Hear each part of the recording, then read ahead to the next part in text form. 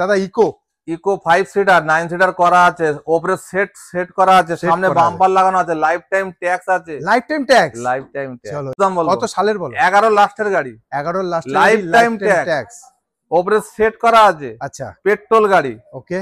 9 seater করা আছে, 7 seater করা আছে। আচ্ছা, একদমে 1,70,000, 1,70,000, 1,70,000 পেয়ে যাবেন।